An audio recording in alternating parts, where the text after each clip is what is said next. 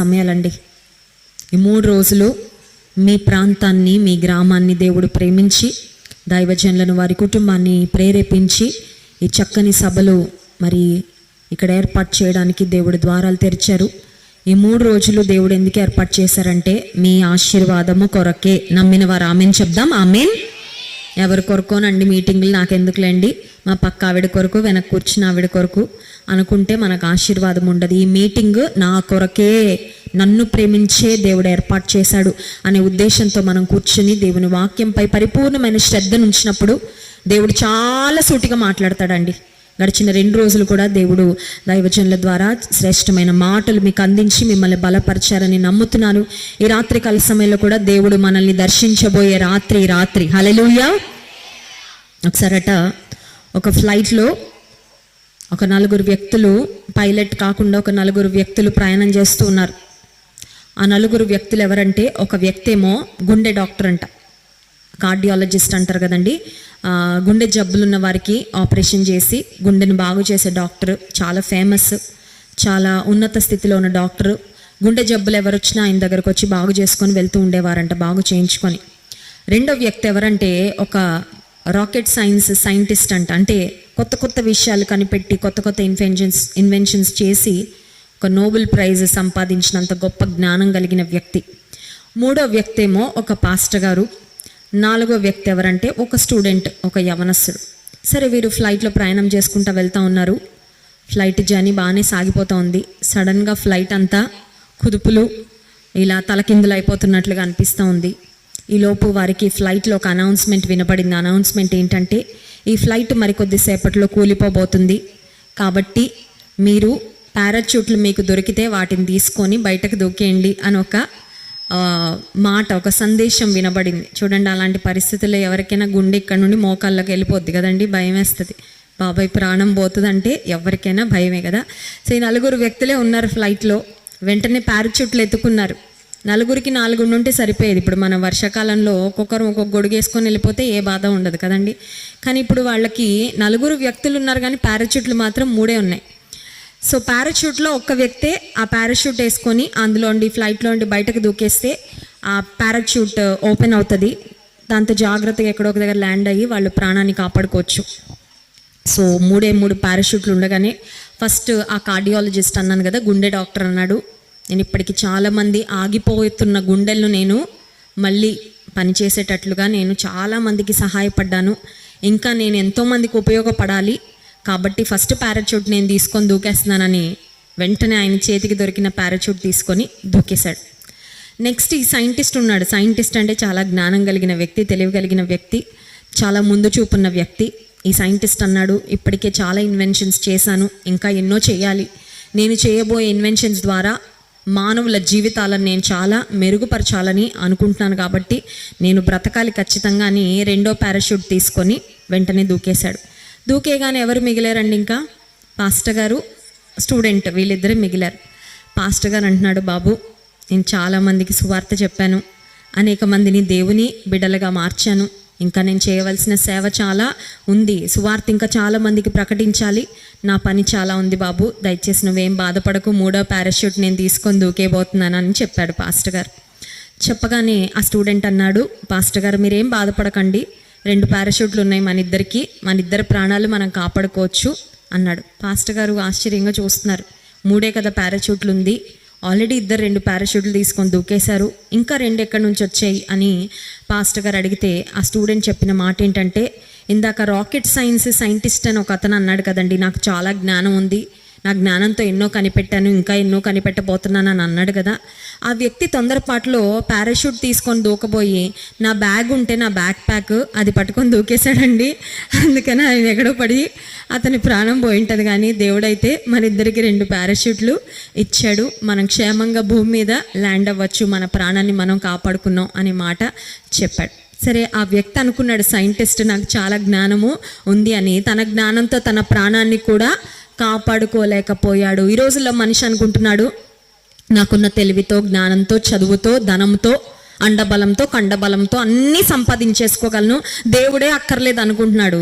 కానీ మనిషికి బాగా అర్థమైంది, కరోనా వచ్చాక అర్థమైంది కదండి, అందరికి అర్థమైపోయింది దేవుడే దిక్కని. అవునా కదా? ఎప్పుడు చేయనంత భక్తి అందరూ ఎప్పుడు చేస్తారండి? కరోనా టైంలో చేస్తారు కదా. ఎందుకంటే మరణమా జీవమా అని మన కళ్ళ ముందు రెండు కనబడిపోతూ ఉన్నాయి చాలా క్లియర్గా. అప్పటి వరకు అందరూ బతికేస్తారులే, ఈజీగా 70, 80, 90 కొట్టేస్తారు, సెంచరీలు కూడా కొట్టేస్తారు చాలామంది అనుకున్న ఆ క్షణంలో, ఆ పరిస్థితిలో ఒక్కసారిగా కరోనా అనే వైరస్ రాగానే అప్పుడు మనుషులకు అర్థమైపోయింది దేవుడే దిక్కని. మనం జ్ఞాపకం ఉంచుకోవాలి, ఎప్పటికీ కూడా దేవుడే మనందరికీ దిక్కని. హల్లెలూయా. ఆయనను ఆశ్రయంగా చేసుకొని, ఆయనను ఆధారంగా చేసుకొని జీవించే ఏ జీవితాలైనా సరే సురక్షితంగా, క్షేమంగా, ఆశీర్వాదకరంగా ఉంటాయి. హల్లెలూయా. ఈ రాత్రికాల సమయంలో నా సందేశంలో 3 ప్రాముఖ్యమైన అంశాలు మీకు తెలియచేయాలని, ఆ తర్వాత నా సందేశాన్ని ముగించాలని ఆశపడుతున్నాను. మొట్టమొదటి అంశం ఏంటంటే దేవుని మాట. మొట్టమొదటి అంశము దేవుని మాట. రెండవ అంశము దేవుని వ్రాత, గాడ్స్ రైటింగ్. దేవుడు కూడా రాశాడంటండి. ఎక్కడ రాశారు దేవుడు, ఏది రాశారు, అది మనం ధ్యానం చేసుకుందాం. మొట్టమొదటిది దేవుని మాట, రెండవది దేవుని వ్రాత, మూడవది దేవుని రాకడ. ఈ 3 అంశాలను గురించి రాత్రికాల సమయంలో మనం ధ్యానం చేసుకోబోతున్నాం. దేవుని మాట. దేవుడు మాట్లాడతాడా? నోరు మనకిచ్చాడు దేవుడు, ఆయనకు కూడా నోరు ఉంది, ఆయన కూడా మాట్లాడే దేవుడు. హల్లెలూయా. ఆదికాండంలో హాగరు అనే ఒక స్త్రీ ఉంటుంది. ఆ స్త్రీ చాలా ఇబ్బందికరమైన పరిస్థితుల్లో ఏడ్చుకుంటా తన ప్రాణాన్ని, ఇంకా ఒక మాటలో చెప్పాలంటే విసిగిపోయి, తన యజమానుడైన అబ్రహాము, శారా వాళ్ళ ఇంటి నుండి ఆమె దూరంగా పారిపోతూ ఉంటే దేవుడు ఆమెతో మాట్లాడతాడండి. హాగరు అని మాట్లాడినప్పుడు ఆమె దేవునికి ఒక పేరు పెడుతుంది. ఏమనంటే, నువ్వు చూచుచున్న దేవుడవయ్యా అని ఒక పేరు పెడుతుంది దేవునికి.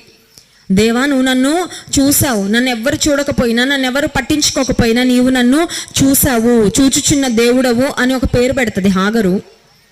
హాగరు దేవునికి చూచుచున్న పేరు అని పెట్టడం మాత్రమే కాదు, కానీ మన దేవుడు చూసే దేవుడు మాత్రమే కాదు, మన దేవుడు వినే దేవుడు కూడా, మన దేవుడు మాట్లాడే దేవుడు కూడా. హల్లెలూయా. కొంతమంది అనుకుంటారు, నేను మాట్లాడినా, ఎవరితో మాట్లాడినా మా అమ్మ నాన్నకి వినపడదు కదా, ఎన్ని ఫోన్లు అయినా ఎంతమందితో అయినా మాట్లాడచ్చు. అవునా కదండి?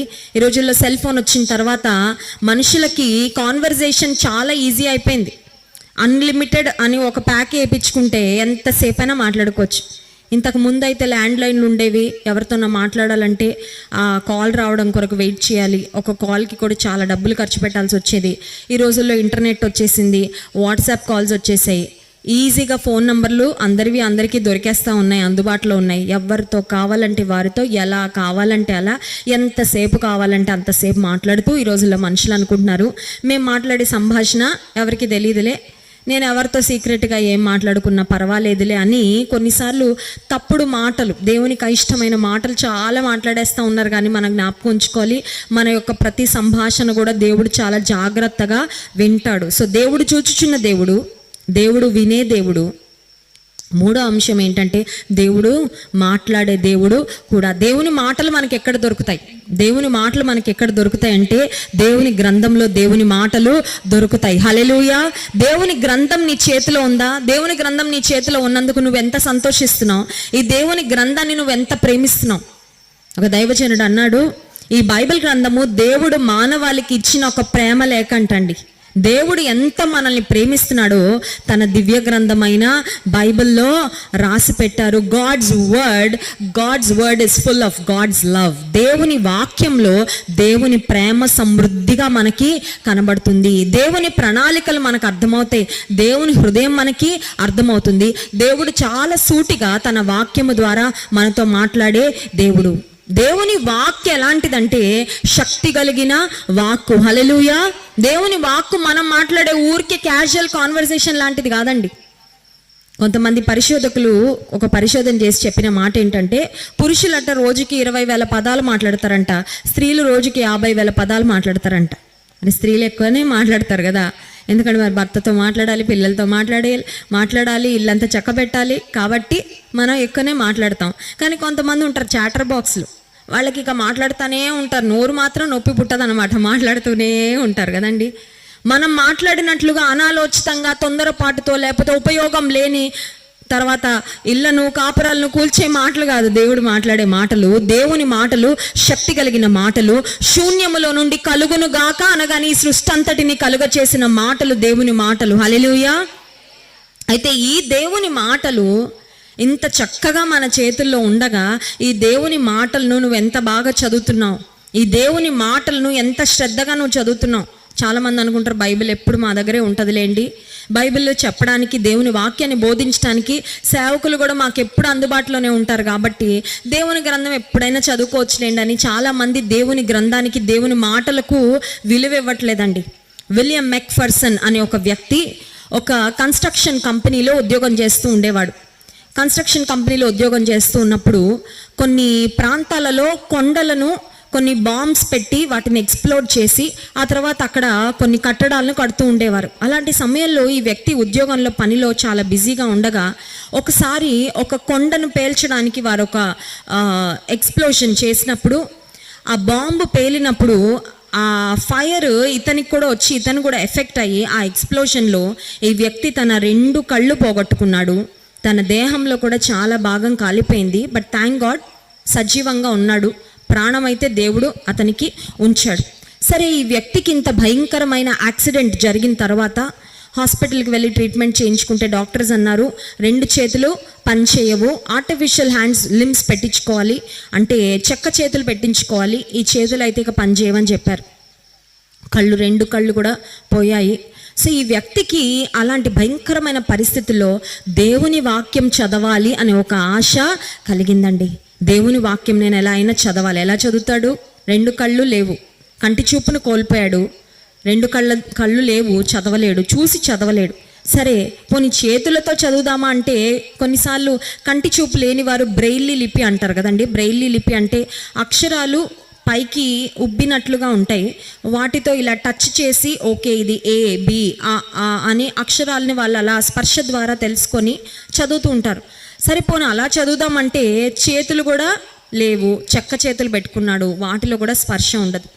సరే, ఆఖరికి అనుకున్నాడు పోనీ పెదాలతో అన్నా నేను బైబిల్ గ్రంథాన్ని చదువుదాము, బ్రెయిల్లీ లిపిలో రాయబడిన బైబిల్ గ్రంథాన్ని చదువుదాం అనుకుంటే పెదాలు కూడా స్పర్శను కోల్పోయాయి. ఎందుకంటే ఆ ఎక్స్ప్లోషన్లో బాంబు పేలినప్పుడు ఇతని పెదాలు కూడా కాలిపోయినాయండి. సరే, పెదాలు కూడా పనిచేయట్లేదు. ఇతనిలో వాక్యం చదవాలనే ఒక తీవ్రమైన ఆసక్తి, ఆశ ఇతనిలో ఉన్నప్పుడు ఇతను అనుకున్నాడు ఫైనల్గా నా నాలుకతో బైబిల్ గ్రంథాన్ని నేను చదవడానికి ప్రయత్నము చేస్తాను. అంటే ఈ పేపర్ మనలాంటి బైబిల్ కాదు, గుడ్డి వారికి, కన్నులు లేని వారికి ఇచ్చే బ్రెయిల్లీ లిపితో ఉన్న బైబిల్ను నాలుకతో చదవాలని తీర్మానం తీసుకున్నాడు. ఎందుకంటే నాలుకలో ఇంకా స్పర్శ ఉంది. ఒక్కొక్క అక్షరము బ్రెయిల్లీ లిపిలో నేర్చుకోవడానికి కొన్ని రాత్రులు గడిపేవాడంటండి ఆ అక్షరాలను దిద్దడానికి. కొన్నిసార్లు ఆ నాలుకతో అక్షరాలు, బైబిల్ అక్షరాలు దిద్దుతూ ఉంటే నాలుక నుండి రక్తం వచ్చేస్తూ ఉండేదంట. ఆ నాలుక కొట్టుకుపోయి రక్తం వచ్చేస్తూ ఉండేదంట. అయినా బైబిల్ చదవాలి, ఎలా అయినా దేవుని వాక్యాన్ని చదవాలి. ఎవరితోనే చదివించుకోవచ్చు, కానీ ఎవరైనా ఎంతవరకు చదువుతారండి? విసుక్కుంటారు కదా, నీ పని నువ్వు చేసుకో బాబు అంటారు. అందుకని నా స్వంతగా నేను దేవుని వాక్యాన్ని చదవాలని తీవ్రమైన ఆసక్తితో ఈ వ్యక్తి తన నాలుకతో బైబిల్ గ్రంథాన్ని చదవడం నేర్చుకొని తన జీవిత కాలంలో 64 సంవత్సరాలు ఈ వ్యక్తి బ్రతికితే తన జీవిత కాలంలో 4 సార్లు ఈ మొత్తం బైబిల్ని చదివేశాడంటండి. హల్లెలూయా! మనకు అన్నీ ఇచ్చాడు దేవుడు కదండి, అన్నీ బాగానే ఉన్నాయి, అన్ని అవయవాలు బాగానే ఉన్నాయి, బోల్డ్ అంత సమయం దేవుడు ఇచ్చాడు. చక్కగా బైబిల్ గ్రంథాలు మన చేతుల్లో ఉన్నాయి. ఈ బైబిల్ గ్రంథాన్ని ఎంతగా మనము చదువుతున్నాము, దేవుని మాటకు ఎంత మనం విలువ ఇస్తూ ఉన్నాం. ప్రకటన గ్రంథం 1వ అధ్యాయం 3వ వచనంలో ఒక మాట వ్రాయబడింది చూడండి. ప్రకటన గ్రంథము 1వ అధ్యాయము 3వ వచనం. సమయము సమీపించినది గనుక ఈ ప్రవచన వాక్యములు చదువువాడును వాటిని విని అందులో వ్రాయబడిన సంగతులను గైకొను వారును ధన్యులు. దేవుని వాక్యం చెప్తుంది కొంతమంది ధన్యులంట, దీవించబడిన వారంట. ఎవరండి దీవించబడిన వారు? మంచి కారున్నోళ్ళ, సొంతిల్లు ఉన్నవాళ్ళ, లేకపోతే స్థలాలు పొలాలు ఉన్నవారా అంటే కాదండి. దేవుని వాక్యం చెప్తుంది దేవుని వాక్యాన్ని ఎవరు చదువుతారో, దేవుని వాక్యంలో వ్రాయబడిన సంగతులను ఎవరు గైకొంటారో, కేవలం చదివేవారే కాదు, దేవుని వాక్యాన్ని గైకొనేవారు, దేవుని వాక్యానికి విధేయత చూపించేవారు ధన్యులు అని దేవుని వాక్యము సెలవిస్తుంది. దేవుని వాక్యాన్ని ముందు శ్రద్ధగా వినాల. అసలు సరిగ్గా వినకపోతే మనం ఏం ఫాలో అవుతామండి? ఈ రోజుల్లో చాలామంది దేవుని వాక్యాన్ని చాలా కేర్లెస్గా వింటారండి. ఇవన్నీ నాకు తెలిసినవే కదా, ఇవన్నీ నేను చిన్నప్పుడే నేర్చేసుకున్నాను కదా. ఒక మాట చెప్పనివ్వండి, ప్రతిరోజు అన్నమే తింటాం, మీకు బోర్ కొట్టలేదా? బోర్ కొట్టిందా? కొట్టలేదా? నిన్న తిన్నాం, మొన్న తిన్నాం, పుట్టినప్పటి నుండి తింటానే ఉన్నాం. కానీ రోజు తింటానే ఉంటాం కదా, ఎందుకంటే మనకు ఆహారం ప్రతిరోజు అవసరం. ఇప్పుడు దేవుని వాక్యము కూడా జీవాహారము, ఇది మన ఆత్మకు ఆహారము. ప్రతిరోజు ఇదే గ్రంథం చదవాలంటే ఎస్, ప్రతిరోజు అదే అన్నము అదే కూరగాయలు తింటున్నా నీకు ప్రతిరోజు కావాల్సిన ప్రోటీన్లు, కార్బోహైడ్రేట్లు ఇవన్నీ దేహానికి అంది నీకు ఆరోగ్యం, శక్తి వస్తుందిగా. దేవుని వాక్యం కూడా అంతే, ఇది జీవపు వాక్యం. This is the living word. నువ్వు ప్రతిసారి ఈ గ్రంథం దగ్గరకు వచ్చినప్పుడు దేవుడే నీతో సూటిగా మాట్లాడతాడు. హల్లెలూయా. స్కూల్లో కాలేజెస్లో చదివే స్టూడెంట్స్కు టెక్స్ట్ బుక్స్ ఉంటాయి కదండి, పాఠ్య పుస్తకాలు అంటారు. టెక్స్ట్ బుక్స్ చదివేటప్పుడు వారికి ఏమైనా అర్థం అవ్వలేదనుకోండి, ఫ్రెండ్స్ని అడుగుతారు. ఫ్రెండ్స్కి ఒకవేళ వస్తే చెప్తారు, లేకపోతే నాకు తెలీదు, నాకు అర్థం కాలేదు అంటారు. లేదంటే లెక్చరర్ దగ్గరికి వెళ్ళి, సార్ నాకు ఈ కాన్సెప్ట్ అర్థం అవ్వలేదండి, మేడం గారు నాకు అర్థం అవ్వలేదండి అని అడిగితే వాళ్ళు ఎక్స్ప్లెయిన్ చేస్తూ ఉంటారు. కానీ ఆ టెక్స్ట్ బుక్ రాసిన వ్యక్తి మన ప్రక్కన వచ్చి కూర్చొని ఇది ఇలా రాసానమ్మా, అలా రాసానమ్మా అని ఎక్స్ప్లెయిన్ చేయడానికి అవకాశం ఉంటుందండి? అలాంటి అవకాశాలు ఏమీ ఉండవు. కానీ బైబిల్ గ్రంథంలో ఉన్న ప్రత్యేకత, విశిష్టత ఏంటంటే, బైబిల్ గ్రంథాన్ని మనం చదువుతున్నప్పుడు దీన్ని రాయించిన దేవుడే మన ప్రక్కనే కూర్చుంటారు, మనతోనే ఉంటారండి. హల్లెలూయా. ఇది ఎంత శ్రేష్టమైన అనుభవం. ఏ పుస్తకం మనం చదివినా ఆ పుస్తకాన్ని రాసిన వ్యక్తి మన పక్కన వచ్చి కూర్చోడు. కానీ దేవుని గ్రంథాన్ని మనం చదివిన ప్రతిసారి పరిశుద్ధాత్మ దేవుని ప్రేరేపణ ద్వారా దేవుని వాక్యం రాయబడింది కనుక పరిశుద్ధాత్మ దేవుడు మన ప్రక్కనే ఉండి ఈ వాక్యము ద్వారా చాలా సూటిగా మనతో మాట్లాడుతూ ఉంటాడు. హల్లెలూయా. కనుక దేవుని గ్రంథాన్ని చదువుతున్నప్పుడు, దేవుని గ్రంథంలోని మాటలు మనం వింటూ ఉన్నప్పుడు దేవుడే నా ప్రక్క నుండి నాతో మాట్లాడుతున్నాడు, దేవుడే నాతో చాలా సూటిగా మాట్లాడుతున్నాడు అనే గ్రహింతో మనం చదివినప్పుడు, విన్నప్పుడు, దేవుని వాక్యాన్ని మన జీవితానికి అన్వయించుకున్నప్పుడు అప్పుడు మాత్రమే మనకు ఆశీర్వాదము, దీవెన కలుగుతుంది. చాలామంది వింటారు, చదువుతారు, అక్కడ మాత్రం ఏ పొరపాటు ఉండదు, కానీ జీవితానికి అన్వయించుకోరు. ఇది ఎలా ఉంటుందంటే పరిస్థితి, మీరు బాగాలేకపోతే ఆరోగ్యం డాక్టర్ దగ్గరికి వెళ్ళారు, డాక్టర్ చక్కగా మందులు రాశారు, మందుల షాప్కి వెళ్ళి మందులు కూడా కొనుక్కున్నారు, వాటిని తెచ్చి ఇంట్లో షెల్ఫ్లో పెట్టుకున్నారు అనుకోండి, మీ వ్యాధి పోతుందా? మీకున్న అనారోగ్యం తగ్గుతుందా? తగ్గదు. మందులు తెచ్చుకున్నంత మాత్రాన అనారోగ్యం పోదు, వాటిని వేసుకున్నప్పుడే అనారోగ్యం పోతుంది. ఇప్పుడు దేవుని వాక్యం వింటే సరిపోదు, దేవుని వాక్యం చదువుకుంటే సరిపోదు, దేవుని వాక్యానుసారంగా జీవిస్తేనే ఆశీర్వాదము. హల్లెలూయా. సో దేవుని వాక్యాన్ని మన జీవితానికి మనం అన్వయించుకున్నప్పుడు అప్పుడు మనకు ఆశీర్వాదము, దీవెన కలుగుతుంది. ఈ రోజుల్లో చాలా మందికి చాలా వినాలని ఆశ ఉంది. ఏం వినాలని ఆశ ఉందంటే లోక వార్తలు వినాలనే ఆశ, ఇతరుల గురించి వినాలనే ఆశ. ఇద్దరు సిస్టర్లు కలిశారనుకోండి, మూడో సిస్టర్ గురించి మాట్లాడుకుంటారు, అవునా కదా? మన పక్కింటి ఆవిడండి, మన మందిరానికి పలానా సిస్టర్ గారు వస్తారు కదండి, ఆవిడ ఇలా అంటండి, అలా అంటండి అనగానే ఈవిడ చెవిలాగా ఓపెన్ చేసేసి ఇంకా చెప్పండి అని బాగా వినేసి మళ్ళీ ఇంకొక ఆవిడ దగ్గరికి వెళ్ళి దీనికి ఇంకొంచెం మసాలా, ఆ తర్వాత ఇవన్నీ కలిపేసి మళ్ళీ ఆవిడ ఇంకా చెప్తా ఉంటుంది అన్నమాట. ఈ రోజుల్లో చాలా మందికి లోక వార్తలు వినడానికి ఆసక్తి ఉంది, గాసిప్స్ వినడానికి ఆసక్తి ఉంది, ఇతరులను గుర్చిన ఏదేదో విషయాలు చెప్పుకోవడానికి ఆసక్తి ఉంది, కానీ దేవుని వాక్యం వినాలనే ఆసక్తి చాలా మందికి లేదు. దురద చెవులు కలవారిగా చాలా మంది ఉన్నారు, కానీ దేవుని వాక్యం వినాలనే ఆసక్తి చాలా మందికి లేదు. Let me tell you something. లోక వార్తలతో, లోక సంబంధమైన విషయాలతో, లేకపోతే మరొకరు సంగతులతో నీ హృదయాన్ని నింపేసుకుంటే దేవుని వాక్యం నీలో రావడానికి చోటే ఉండదు.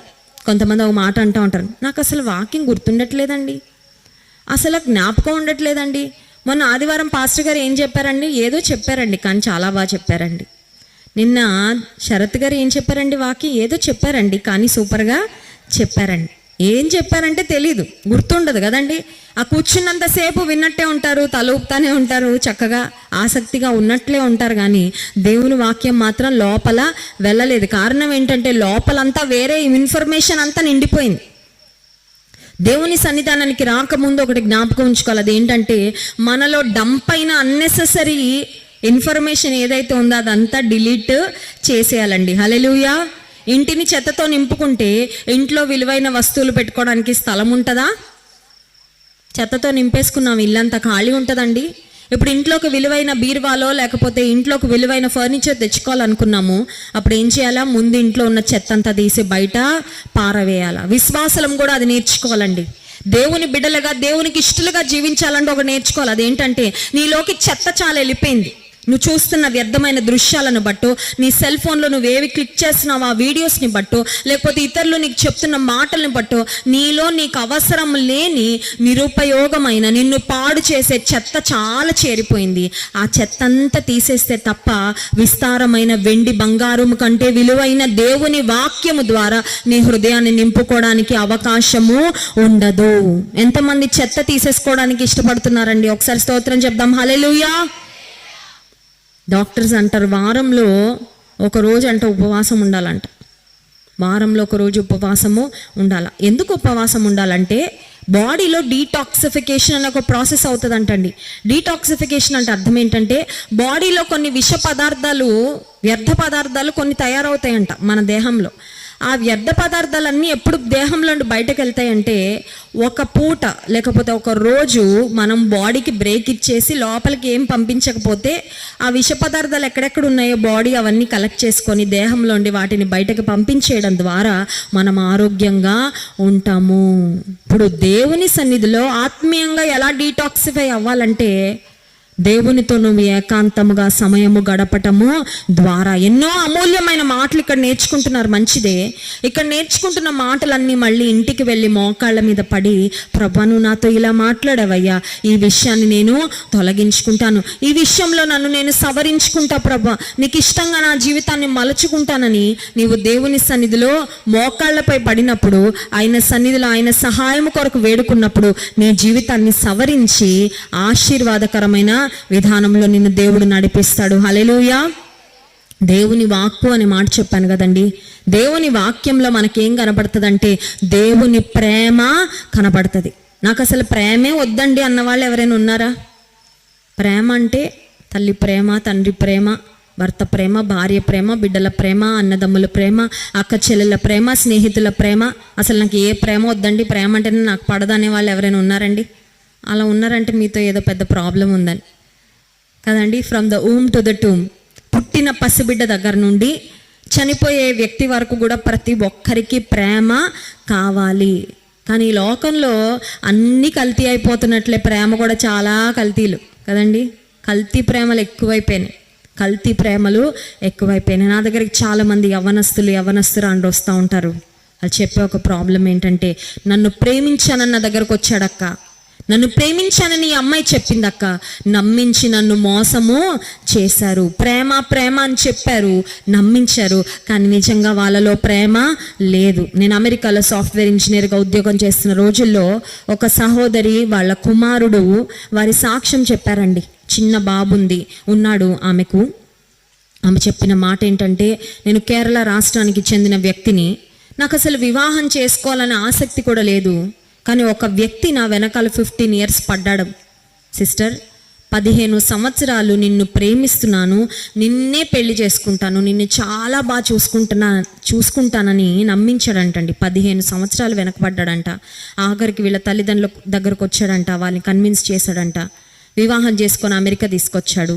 వివాహం అవ్వగానే ఆమెకు కుమారుడు పుట్టాడు. వివాహమైన 1 సంవత్సరం కూడా సరిగ్గా చూసుకోలేదంట. సంవత్సరం తిరగాక మునుపే ఈమె కుమారుడిని అలా రోడ్డు మీద విడిచిపెట్టి వెళ్ళిపోయాడంటండి. ఇప్పుడు 15 సంవత్సరాల వెనకాల తిరిగి నిన్ను ప్రేమిస్తున్నాను అన్నాడు, కానీ అది నిజమైన ప్రేమేనంటారా? 15 సంవత్సరాలు ప్రేమిస్తున్నా అని చెప్పిన వ్యక్తి కనీసం 15 సంవత్సరాలైనా ఆమెను సరిగ్గా చూసుకోగలిగాడా? 15 నెలలు కూడా చూసుకోలేకపోయాడు. కారణం ఏంటంటే అతనిలో ఉన్నది నిజమైన ప్రేమ కాదు. ఈ రోజుల్లో లోక ప్రేమల కొరకు మోసపోతున్న వాళ్ళు చాలామంది యవ్వనస్తులు ఆత్మహత్యలు చేసుకున్నారు. ఎందుకు? పలానా వ్యక్తిని ప్రేమించానక్క, విడిచిపెట్టి వెళ్ళిపోయాడు. పలానా అమ్మాయిని ప్రేమించాను, నన్ను కాదని వేరొకరితో మళ్ళీ రిలేషన్ పెట్టుకుంది, వేరొకరిని పెళ్లి చేసుకుంది, నేను తట్టుకోలేకపోతున్నాను, ఇలాంటి జీవితం అక్కర్లేదు అనిపిస్తుందని సూసైడ్ చేసుకుంటున్న వారు, సూసైడ్ నోట్లు రాస్తున్న వారు లేరంటారండి? చాలామంది ఉన్నారు. రాజమండ్రిలో సెంట్రల్ జైలు ఉంది. సెంట్రల్ జైలుకు మొన్న క్రిస్మస్కి మేము వెళ్ళడం జరిగింది. అక్కడ లేడీస్ జైలుకి కూడా నేను వెళ్ళడం జరిగింది. వెళ్ళినప్పుడు అక్కడ స్త్రీలను చూస్తూ ఉంటే అక్కడ వారిని అడిగాను, వీళ్ళు ఎందుకు వచ్చారండి జైలు కంటే? వారు చెప్పిన మాట, కొంతమంది తమ భర్తలను చంపొచ్చారమ్మా, కొంతమంది ఆస్తి కొరకు తల్లిదండ్రులను చంపి వచ్చారు. కొంతమంది తమ సొంత పిల్లల్ని వారి అక్రమ సంబంధాలకు ఆ పిల్లలు అడ్డుగా ఉన్నారని పసి బిడ్డలను, అన్నం పుణ్యం మెరుగని చిన్న బిడ్డలను చంపి వచ్చారు. వారందరినీ చూసినప్పుడు నాకు నా హృదయము నిజంగా చాలా బాధ అనిపించిందండి. చూడ్డానికి చాలా నిర్మలంగా ఉన్నారు వారు, కానీ ఇంత కఠినత్వం ఎలా వచ్చింది వారిలో? మనిషి హృదయంలో, మనిషి జీవితంలో దేవుని ప్రేమ లేకపోతే ఎంతైనా కఠినత్వము మనం కలిగి ఉండగలం. యేసుక్రీస్తు ప్రభు ఈ లోకానికి ఎందుకు వచ్చాడంటే కఠినమైన మానవ హృదయాలను, పాషాణ హృదయాలను బాగు చేసి ఈ లోకానికి తన ప్రేమను చూపించి ఆయన ప్రేమ ద్వారా మనల్ని రక్షించాలని, నిత్య జీవ వారసులుగా చేయాలని యేసయ్య ఈ లోకానికి వచ్చాడు. హల్లెలూయా. ఒకవేళ నీ అన్నదమ్ములు ఒక ఆస్తి గొడవల దగ్గర నువ్వు నా చెల్లివి కాదు, నువ్వు నా అక్కవి కాదని నిన్ను మోసం చేసి నీకు ఇవ్వవలసింది కూడా ఇవ్వకుండా అన్యాయంగా అక్రమంగా ప్రవర్తించారా? అన్నదమ్ముల ప్రేమ, అక్క చెల్లెల ప్రేమ కూడా ఒక లిమిట్ వరకే. వివాహమైన కొత్తలో భార్య అనుకుంటుంది, అబ్బా నా భర్త ఎంత ప్రేమించేస్తాడో, నన్ను మహారాణిలా చూసేసుకుంటాడు అనుకుంటారు ప్రతి ఆడపిల్ల కదండి. పెళ్ళయ్యాక అర్థమవుతుంది మహారాణి లేదు, ఏం లేదు, అంత మామూలే అని అర్థమవుతుంది కదా. సో మానవుల ప్రేమలు, అది భర్త ప్రేమైనా, భార్య ప్రేమైనా, బిడ్డల ప్రేమైనా, బిడ్డలు కూడా కొన్నిసార్లు రెక్కలు వచ్చే వరకే తల్లిదండ్రుల మీద ఆధారపడినంతసేపు బాగానే ఉంటారు. ఆ తర్వాత ఎవరి స్వార్థం చూసుకొని వారు. మొన్నటి దినం నేను ఒక దగ్గర చదువుతున్నాను, ఒక తల్లొక్కటే జీవిస్తుంది. కుమార్తె ఎక్కడో దూర ప్రాంతంలో ఉద్యోగం నిమిత్తం వెళ్ళింది. తల్లికి హార్ట్ అటాక్ వస్తే కూతురికి ఫోన్ చేస్తే కూతురికి ఫోన్ ఎత్తడానికి కూడా టైం లేదంటండి. అమ్మ ఫోన్ ఎత్తడానికి కూడా టైం లేదంట. అమ్మ మళ్ళీ ఫోన్ చేసింది హార్ట్ అటాక్ వస్తూ ఉంటే, గుండె నొప్పి వచ్చేస్తుంది అమ్మ అని. కూతురు ఫోన్ ఎత్తలేదు. కూతురు ఎప్పుడు చేసిందంటే ఫోన్ వారం రోజుల తర్వాత చేసిందంట.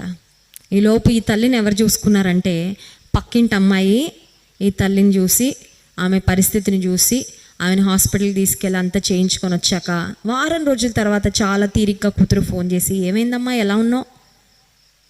దేవుని కృప ఉంది కాబట్టి సజీవుల లెక్కలో ఉన్నానమ్మా, లేకపోతే నేను ఉండేదాన్ని కాదు. ఈ రోజుల్లో మనుషుల ప్రేమలు చాలా తాత్కాలికమైన ప్రేమలు, అవసరాల ప్రేమలుగా ఉన్నాయి. కానీ బైబిల్ గ్రంథం దగ్గరకు వచ్చినప్పుడల్లా దేవుడు లోకమును ఎంతో ప్రేమించెను, దేవుడు నిన్ను నన్ను ఎంత ప్రేమించాడో మనకు అర్థం అవ్వాలంటే దేవుని వాక్యాన్ని మనము చదవాలి. హల్లెలూయా. మానవుల ప్రేమలు, మనుషుల ప్రేమలు అశాశ్వతమని, మనుషుల ప్రేమలు తాత్కాలికమని తెలుసుకొని నీవు అలసిపోయినట్లయితే ఈ రాత్రికాల సమయంలో నీకు ఒక ఊరట ఉంది. అదేంటంటే యేసే ప్రేమను ఒక్కసారి చూస్తే నీ హృదయంలో మనుషుల ప్రేమల వలన అయిన గాయాలు ఏవైతే ఉన్నాయో అవన్నీ కూడా మానిపోతాయండి. హల్లెలూయా. దేవుని ప్రేమ మారిపోయే ప్రేమ కాదు, దేవుని ప్రేమ విడిచిపెట్టి వెళ్ళిపోయే ప్రేమ కాదు. ఆయన ప్రేమ శాశ్వతమైన ప్రేమ. దేవుని వాక్యంలో ఒక మాట ఉంది, మనము నమ్మదగని వారమైనప్పటికీ ఆయన నమ్మదగిన వాడు. Even though we are unfaithful, he is faithful. దేవుడు ఒక్కసారి మనల్ని ప్రేమించడం మొదలు పెడితే మనం ఎంత భయంకరంగా ప్రవర్తించినా ఆయన ప్రేమ మన పట్ల మారదు. మనుషులైతే మనలో ఏదో ఆశించి ప్రేమిస్తారేమో, మనుషులు మనలో ఏదో కోరుకొని ప్రేమిస్తారేమో, ఏదో ఉన్నంత వరకు మనతో ప్రేమగా ఉండి ఆ తర్వాత వారు మారిపోతారేమో. కానీ దేవుని ప్రేమ శాశ్వతమైన ప్రేమ. దేవుని వాక్కులో, దేవుని మాటలో దేవుని ప్రేమను మనము చూస్తాం. రెండో మాట దగ్గరకు వస్తున్నాను చూడండి. రెండవ అంశము దేవుని వ్రాత. బైబిల్ గ్రంథంలో దేవుడు వ్రాసారు, గాడ్ రోట్. దేవుని హ్యాండ్ రైటింగ్ ఒక వ్యక్తి చూశాడండి. తెలుసా మీకు? హ్యాండ్ రైటింగ్ అంటే కొంతమంది చాలా నీట్గా రాస్తారు హ్యాండ్ రైటింగ్ కదండి, చాలా అందంగా రాస్తారు హ్యాండ్ రైటింగ్. కొంతమంది రాస్తారు, వాళ్ళు ఏం రాస్తారో వాళ్ళకి అర్థం కాదు, ఇక ప్రక్క వారికి అసలు అర్థం అవ్వదు అనుకోండి. డాక్టర్స్ ప్రిస్క్రిప్షన్లా ఉంటుంది అనమాట, కోడి గీతలు గీసినట్టు ఉంటుంది కొంతమంది రాస్తే. దేవుడు కూడా రాశారు. దేవుని చేతి వ్రాతను ఒక వ్యక్తి చూశాడు. అది ఎవరో కాదు, మోషే భక్తుడు. చూడండి, నిర్గమకాండం 32వ అధ్యాయంలో, నిర్గమకాండం 32వ అధ్యాయము 15వ వచనంలో ఆ మాట చూస్తాం. నిర్గమకాండము 32వ అధ్యాయము. ఇది ఎక్కడ జరిగిందంటే సీనాయి అనే పర్వతం దగ్గర జరిగిందండి. మేము ఈ మధ్యనే ఫిబ్రవరి నెలలో ఐగుప్తు అనే దేశానికి, ఇజ్రాయేలు, యోర్దాను, పాలస్తీనా 4 దేశాలకు వెళ్ళడానికి దేవుడు సహాయం చేశారు. ఆ సమయంలో ఐగుప్తు అనే దేశానికి వెళ్ళినప్పుడు హోరేబు పర్వతాన్ని చూసాము, సీనాయి పర్వతాన్ని కూడా చూసాం. సీనాయి పర్వతం అయితే ఎక్కలేదులేండి.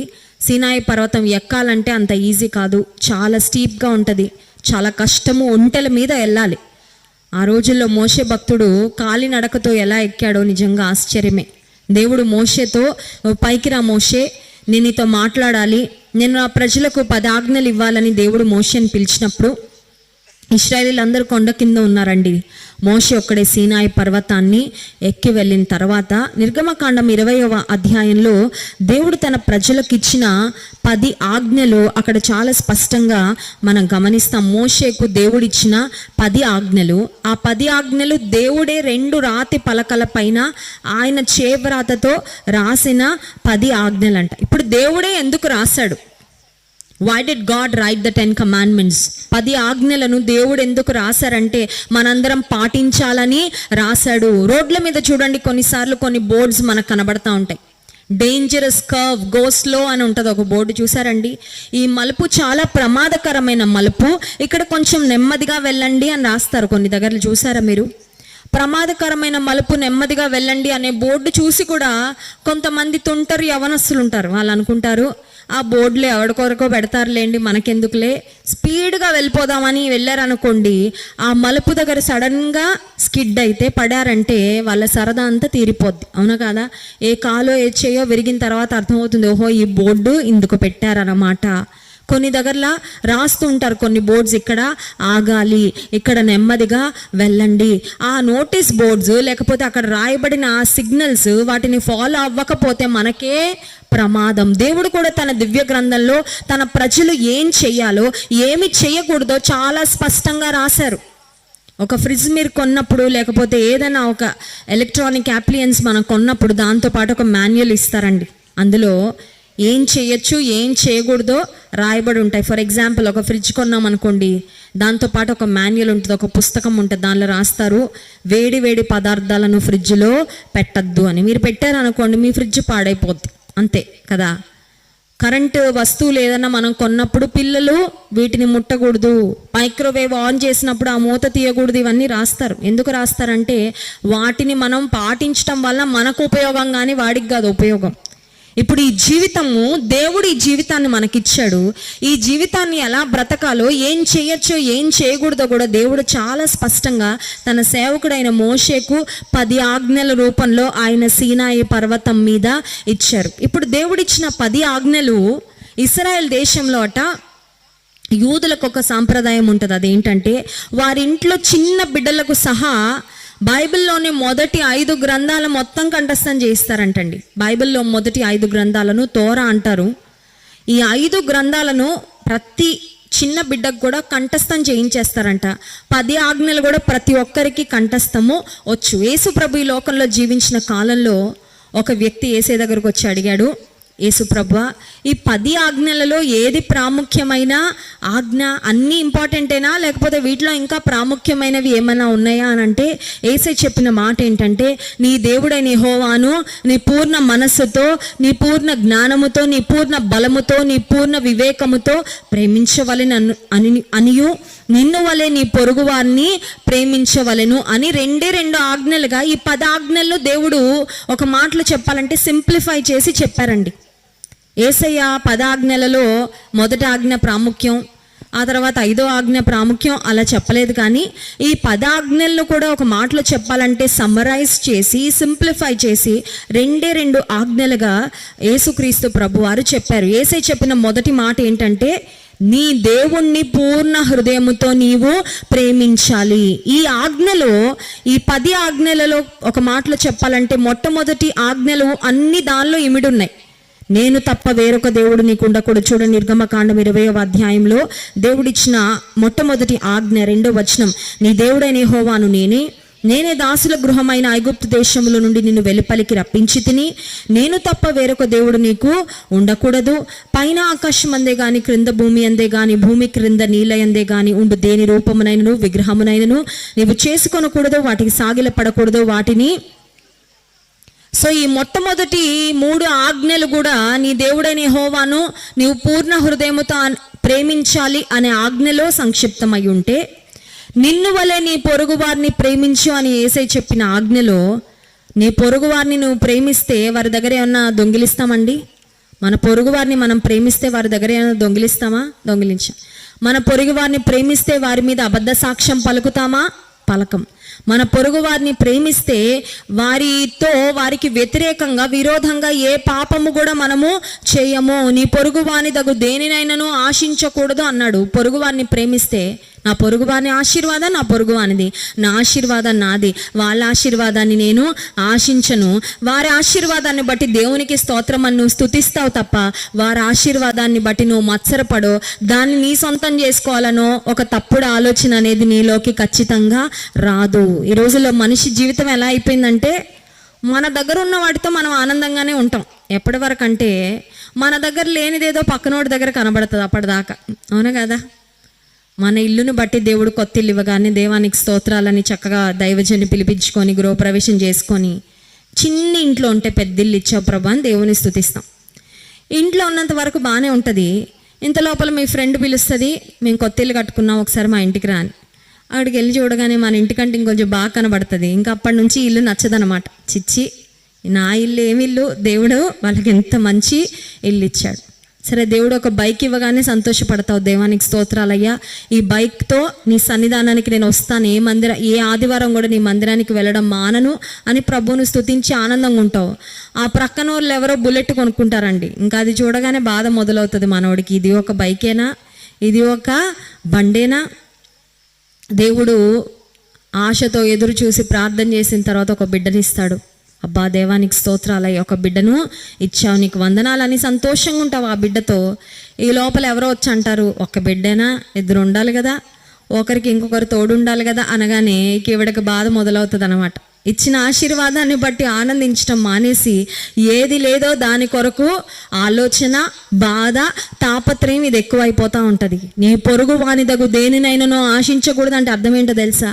ముందు దేవుడు నీకు ఇచ్చిన ఆశీర్వాదంతో నువ్వు సంతృప్తి పడినప్పుడు నువ్వు ప్రక్క వాళ్ళని చూసి బాధపడవు, ఏడవు. హల్లెలూయా. నీ ఆశీర్వాదము నీదే. నీ ఆశీర్వాదాన్ని ఎవ్వరు కూడా దొంగిలించరు. నీవు దేవుని మాటకు విధేయత చూపించి ఆయన కొరకు నమ్మకంగా సాగిపోతే నీ కిరీటము నీదే. హల్లెలూయా. ఆయన కొరకు నమ్మకంగా జీవించే వారికి ఆయన జీవ కిరీటం ఇస్తాడంటండి. ఆయన నీతి కిరీటము దాచి ఉంచాడంట. ఎవడును నీ కిరీటమును అపహరించకుండానట్లు నీకు కలిగిన దాన్ని గట్టిగా పట్టుకొనుమన్నాడు. దేవుడు నీ కిరీటాన్ని నీ కొరకే దాచిపెట్టాడు. అపోస్తలుడైన పౌలు అంటాడు, మంచి పోరాటము పోరాడి తిని నా పరుగు కడముట్టించి తిని నా కొరకు నీతి కిరీటము దాచబడి ఉన్నది. ప్రభు కొరకు మన ఎదుట ఉన్న పందెపు రంగములో ఓపికతో పరిగెత్తాలంట. ఎందుకంటే మన కొరకు ఆయన బహుమానాన్ని సిద్ధపరిచాడు కాబట్టి. మనం ఒకటి జ్ఞాపకం ఉంచుకోవాలి, విశ్వాస జీవితంలో ఎవరి బహుమానమో వారిదే, ఎవరి వాట వారిదే. ఎవరికి ఎంత ఇవ్వాలో దేవుడు వారి నమ్మకత్వాన్ని బట్టి, నీ నీతిని బట్టి, నీ భక్తిని బట్టి, నీ సమర్పణను బట్టి, నీ కమిట్మెంట్ని బట్టి నీకు ప్రతిఫలము ఇస్తాడు. హల్లెలూయా. అమ్మా నాన్న తోబుట్టుకి ఎక్కువ ఇచ్చేస్తే నీకు తక్కువ అయిపోయేలాగా పరలోకపు తండ్రి దగ్గర ఇంత కొంచెం ఆశీర్వాదం లేదండి. భూమియు దాని సంపూర్ణతయు, లోకమును దాని నివాసులను యెహోవావే, అన్నీ ఆయనవే. నువ్వెంత నమ్మకంగా ఉంటే అంతగా నిన్ను ఆశీర్వదిస్తాడు. ఆయన మహిమైశ్వర్యంలో నీ ప్రతి అవసరత తీరుస్తాడు. కానీ మనం చేయవలసింది ఏంటంటే, యెషయా గ్రంథము 1వ అధ్యాయంలో ఒక శ్రేష్టమైన మాట ఉంది చూడండి. యెషయా గ్రంథం 1వ అధ్యాయం 19వ వచనం, మీరు సమ్మతించి నా మాట వినిన ఎడల మీరు భూమి యొక్క మంచి పదార్థములను అనుభవింతురు. ఇంగ్లీష్ బైబిల్లో చాలా బాగుంటుంది మాట. If you are willing and obedient you will eat the best of the land. Best అంటే మనందరికి ఇష్టమే కదా, బెస్ట్ కావాలని కోరుకుంటాం, అన్నిట్లో శ్రేష్టమైనది కావాలని కోరుకుంటాం. ఒక కూరగాయల మార్కెట్కి వెళ్తే బెస్ట్గా కనబడే మంచిగా ఉన్న కూరగాయలు, ఒక వస్తువు కొనుక్కోవాలంటే 10 సార్లు పరీక్షించి మంచిదేనా కాదా అని ఆలోచించి జాగ్రత్తగా పరిశీలన చేసి మనం దాన్ని తీసుకొని ఇంటికి వస్తామే. దేవుడు అంటున్నాడు, భూమి మీద శ్రేష్టమైన పదార్థాలు మీరు అనుభవిస్తారు. ఎప్పుడంటే సమ్మతించిన మాటలు విన్నప్పుడు. ఇందాక అందుకే మొదటి అంశంలో చెప్పాను, దేవుని మాట అని. దేవుని మాట వినడం ఎందుకు ముఖ్యం అంటే, దేవుని మాట ఎంత శ్రద్ధగా వింటామో దేవుని వాక్యాన్ని, దేవుని మాటను అంత చక్కగా మనము విధేయత చూపించగలము. విధేయతలోనే ఆశీర్వాదం అంతా. హల్లెలూయా. చాలా మంది అనుకుంటారు నేను ఎలా పడితే అలా జీవించేసి దేవుడు ఆశీర్వదించు ప్రభు అంటే ఆశీర్వదిస్తాడు. కాదండి, ఆశీర్వాదాలన్నీ విధేయతతోనే ముడిపెట్టబడి ఉంటాయి. దేవుని మాటకి నువ్వు విధేయత చూపించు, నిన్ను దేవుడు ఆశీర్వదించకుండా ఉండడు కూడా. హల్లెలూయా. దేవుని వ్రాత నిర్గమకాండం 20వ అధ్యాయంలో మనం చూస్తున్నాము. దేవుడిచ్చిన 10 ఆజ్ఞలు మోషేకి, ఈ 10 ఆజ్ఞలను యేసుక్రీస్తు ప్రభు 2 ఆజ్ఞలుగా ఆయన క్రోడీకరించి చెప్పారు. మొదటి ఆజ్ఞని దేవుడైన యెహోవాను పూర్ణ హృదయముతో ప్రేమించాలి. రెండవది నిన్ను వలె నీ పొరుగు వారిని ప్రేమించాలి. ఈ లోకంలో ప్రేమ కంటే ఎక్కువ స్వార్థం కనబడుతుంది, అవునా కదా? ఎక్కడ చూసినా ఒకరు మనల్ని చూసి నవ్వినా కూడా అందులో ఏదో స్వార్థం ఉంటుంది. అలా ఉంటున్నారండి కొంతమంది.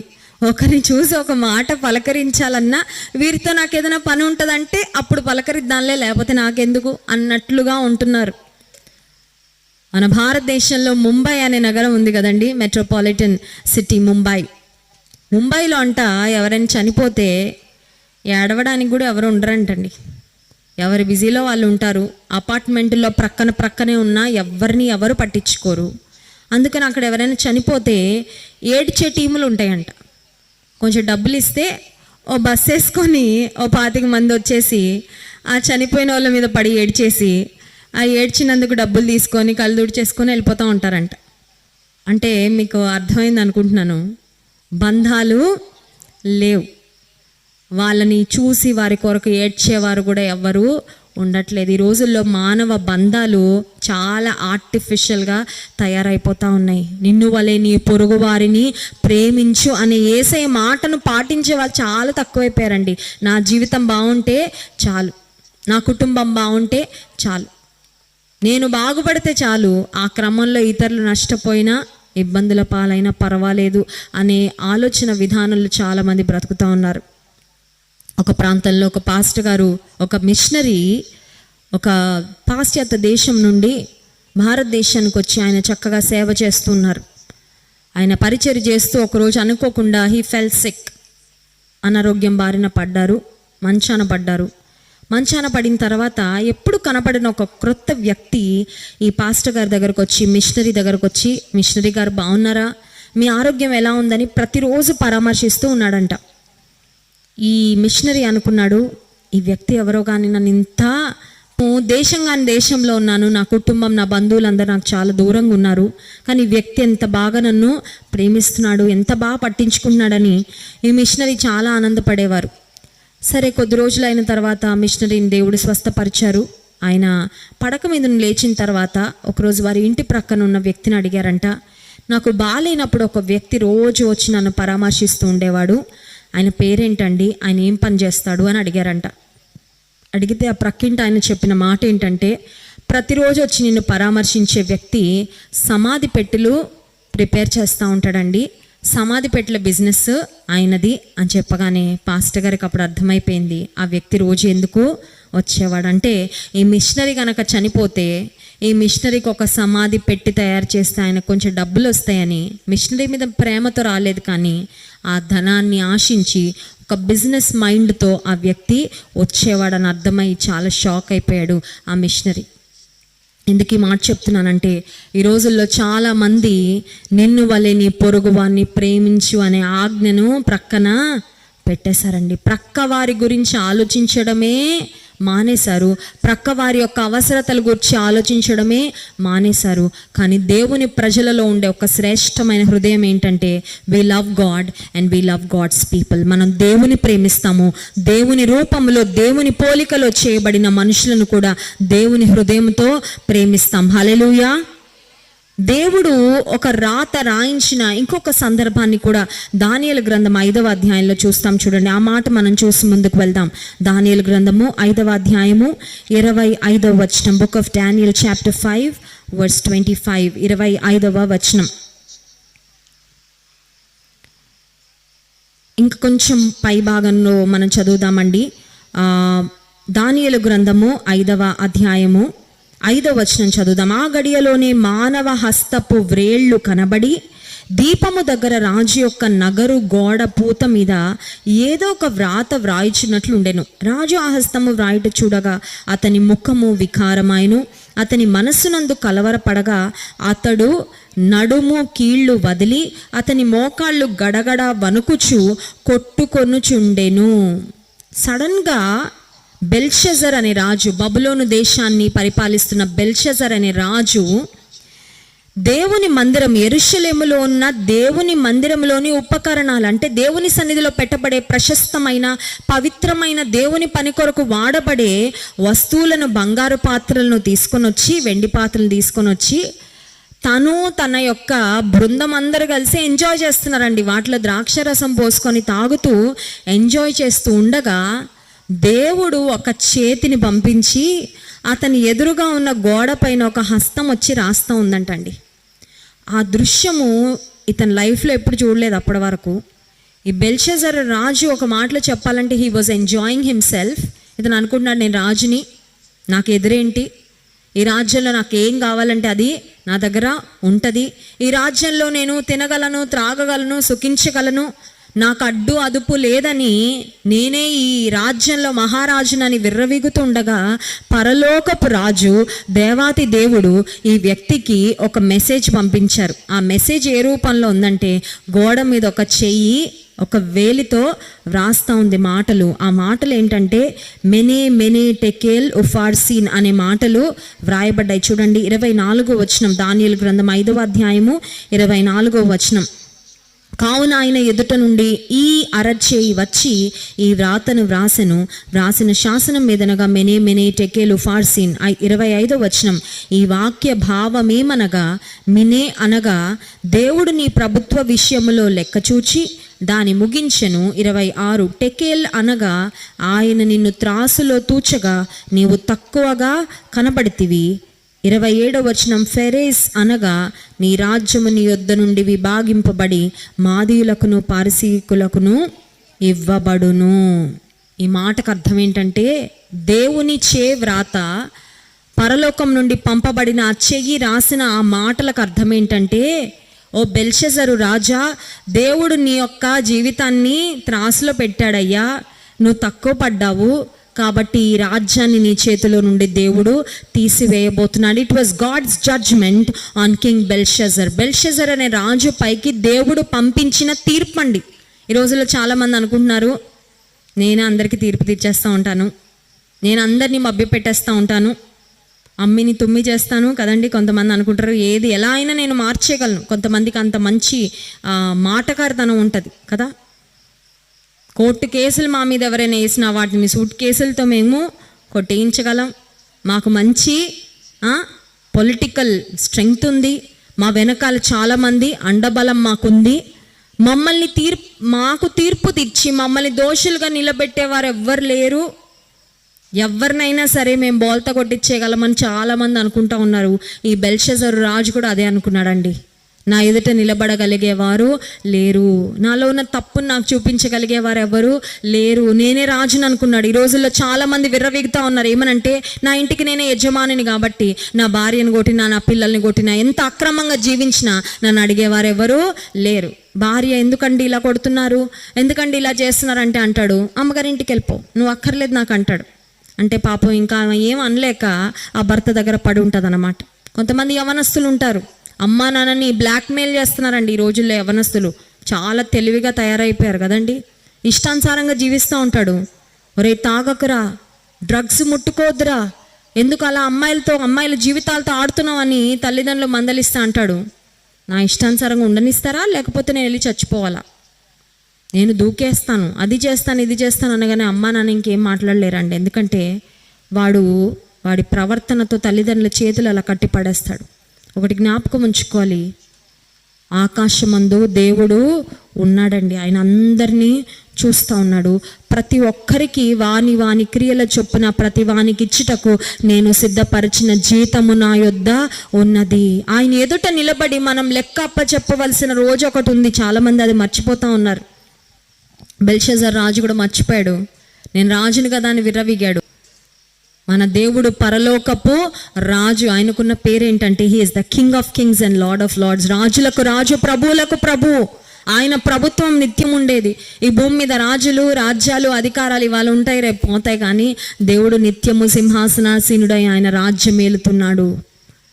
బెల్షజరుకు పరలోకపు రాజు వచ్చి చెప్పాడు, అయ్యా ఇంకా నీ టైము అయిపోయింది, నిన్ను త్రాసులో తూచాను, నీ జీవితాన్ని నువ్వు తక్కువ పడ్డావు, నీ రాజ్యాన్ని నీ చేతులుండి తీసివేసి మాదీలకు పారసీకులకు అప్పగించబోతున్నాను అని ఆ మాటలు ఎప్పుడైతే తెలియపరచబడినాయో వెంటనే జరిగిన పని ఏంటో చూడండి. 30వ వచనం.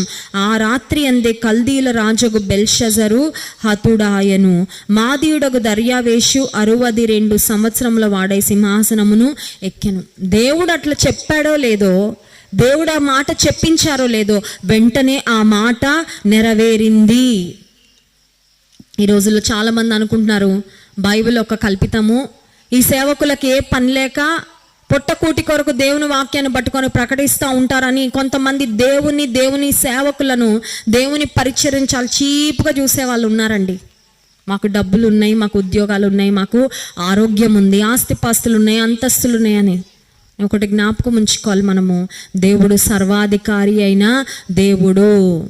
ప్రతి మనిషి ఆయన ఎదుట నిలబడాల్సిన రోజు ఒకటి వస్తుంది. A day will come. మనల్ని మనం తగ్గించుకొని ఆయన సన్నిధిలో వినయముతో, దీన మనస్సుతో ఇప్పుడు మోకరిల్లితే మనం ధన్యులం. హల్లెలూయా.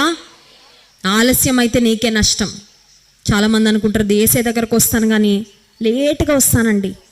ఇప్పుడే ఎందుకు రక్షణ ఎందుకు పొందాలి, ఇప్పుడే ఎందుకు మారు మనసు పొందాలి, ఇప్పుడే ఎందుకు దేవునికి నా హృదయాన్ని ఇవ్వాలి, ఒక్క జీవితమే కదా ఫుల్గా ఎంజాయ్ చేసేసి పళ్ళు ఊడిపోయాక కళ్ళు కనబడినప్పుడు తలంతా తెల్లగా మెరుస్తున్నప్పుడు అప్పుడు వస్తానండి దేవుని దగ్గరకు అనుకుంటారు. అప్పుడు నువ్వు ఎవరికి ఉపయోగం ఉండవు, దేవునికి కూడా నువ్వు అవసరం లేదు. నువ్వు ఎప్పుడు రావాలంటే దేవుని దగ్గరికి నీకు బలము, శక్తి, ఆరోగ్యం అన్నీ ఉన్నప్పుడే దేవుని దగ్గరకు వచ్చి, ఇదిగో ప్రభా నా జీవితం అని ఆయన చేతిలో పెట్టు, ఎంత అద్భుతంగా ఆయన నడిపిస్తాడు. హల్లెలూయా. జాన్ వెస్లీ గారు మంచి యవ్వనంలో ఆయన దేవుని సేవకు సమర్పించుకున్నారు. 19 సంవత్సరాల వయసులో. మా మావయ్య గారు జోసెఫ్ విజయ్ కుమార్ గారు దైవజనులు, జాన్ వెస్లీ గారు తండ్రి గారు, వారికి హార్ట్ అటాక్ వచ్చింది. అప్పుడు దైవజనికి 19 years అండి జాన్ వెస్లీ గారికి.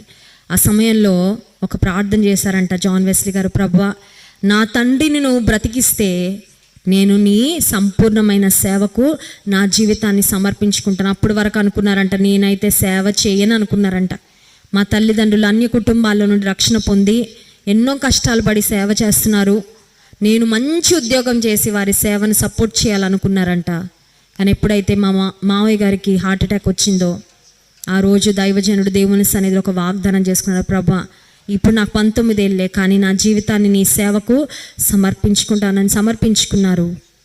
ఈరోజు దేవుడు తన మహాకృపను బట్టి శక్తికి వయసుకు మించిన పరిచర్య చేయడానికి దేవుడే సహాయం చేసి నడిపిస్తున్నాడండి. హల్లెలూయా. నేను కూడా నా 14 సంవత్సరాల వయసులో రక్షణ పొందాను. నేను 14 సంవత్సరాల వయసులో యేసే నా హృదయంలోనికి నేను ఆహ్వానించాను. దేవాన్ని సేవలో నన్ను వాడుకో ప్రభా. ఎప్పుడు ఈ ప్రార్థన చేసుకుంటూ ఉండేదాన్ని. తగిన సమయంలో దేవుడు ఎక్కడో అమెరికాలో ఉద్యోగం చేస్తున్న నాకు మరి దేవుడు ఆయన సంపూర్ణ సేవలో దైవజనంతో కలిసి పరిచర్య చేయడానికి దేవుడు నాకు ఆ కృపనిచ్చి ఈరోజు దేవుడు నడిపిస్తున్నాడు. ఎందుకు ఈ మాట చెప్తున్నానంటే, యవ్వన కాలంలో ఉన్న యవ్వన బిడ్డలందరూ జ్ఞాపకం ఉంచుకోండి, మీ యవ్వన బలం దేవుని కొరకే. హల్లెలూయా. మీ శక్తి దేవుని కొరకే, మీ తలాంతులు దేవుని కొరకే, శ్రేష్టమైన జీవితం దేవుని కొరకు ఇవ్వాలండి. అన్నీ అయిపోయాక, అంతా పాడైపోయాక ఇక ఎందుకు పని చేయమన్నప్పుడు అప్పుడు కాదు దేవుని దగ్గరకు రావాల్సింది. మన దగ్గర we must give our best to the Lord. దేవునికి మన దగ్గర ఉన్న శ్రేష్టమైనవి ఇవ్వాలి. మొట్టమొదటిది దేవుని మాట, రెండవది దేవుని వ్రాత, మూడో అంశం చెప్పి ముగిస్తాను. మూడవది దేవుని రాక. దేవుని రాక. ఇప్పుడు మనం గుడ్ ఫ్రైడే, ఈస్టర్ కు చాలా దగ్గరలో ఉన్నాం. యేసుక్రీస్తు ప్రభు మొట్టమొదటిసారి ఈ లోకానికి ఆయన వచ్చారు 2000 సంవత్సరాల క్రితం. ఇన్ఫాక్ట్ 2023 సంవత్సరాల క్రితము ఆయన ఈ భూమి మీదకి వచ్చారు. ఈ మధ్య ఇజ్రాయెల్ వెళ్ళినప్పుడు యేసయ్య ఎక్కడ అడుగు పెట్టారు, యేసు ఎక్కడ తిరిగారు, ఆయన ఎక్కడ పుట్టారు, ఎక్కడ సిలువ మోసారు, ఎక్కడ ఆయన సిలువ వేశారు, ఆ ప్రదేశాలన్నీ చూసినప్పుడు హృదయం పరవశించిపోయిందండి. హృదయం ఆనందంతో నిజంగా నాట్యం ఆడింది. యేసుక్రీస్తు ప్రభు ఈ లోకంలో ఆయన అడుగు పెట్టాడు. ఒకసారి వచ్చారు ఆయన, రెండోసారి మళ్ళీ రాబోతున్నారు.